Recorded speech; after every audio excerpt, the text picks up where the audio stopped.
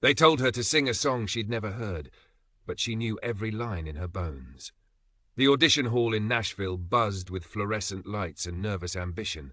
Emma Hayes clutched her number tag, a backup singer who'd spent years harmonizing behind stars whose names were printed on posters, while hers was whispered in liner notes. She never expected much today, just another shot in a long hallway of almosts. A producer leaned forward. Track 17. Let's hear that one. The piano intro rolled through the speakers, soft, aching, familiar in a way that made her heart hitch. Because months ago, in a tiny rented room lit only by string lights, Emma had co-written this melody under an anonymous publishing credit, sold to a label that never told her where it went. She'd written it as a confession she thought no one would ever really hear. And now, they were asking her to sing it.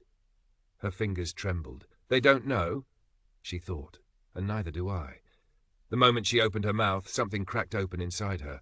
The words, "I've been singing someone else's song so long I forgot my own voice," poured out like spilled truth across the room. The judges exchanged glances. Emma sang harder.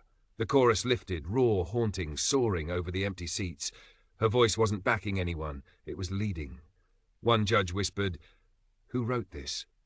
The producer shrugged, checking a sheet. Anonymous. But Emma knew. She remembered scribbled notebooks, late-night tears, the hope she stuffed behind harmonies. As the bridge hit, her voice faltered, not from weakness but realization. This wasn't just an audition, it was an ownership.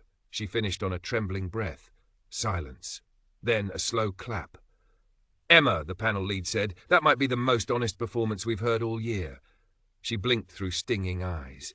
"Thank you," she whispered. He nodded toward the speakers. "There's something uncanny about the way you interpreted those lyrics. You sang it like you lived it." Emma swallowed. "Because I did." Later, outside under the Tennessee sun, her phone buzzed. A music coordinator she once worked with texted, "They're looking into the track credits. Call me." Her knees went weak. Weeks later, contracts were rewritten. Her anonymous credit became official. She wasn't just backup anymore. She became the voice of the song that had always been hers. And somewhere deep inside, Emma understood. Sometimes life hands us the microphone to sing what we've already written about ourselves. We just don't recognize it until we hear our own voice echo. If you enjoyed this story, please like, share and subscribe to help the channel grow.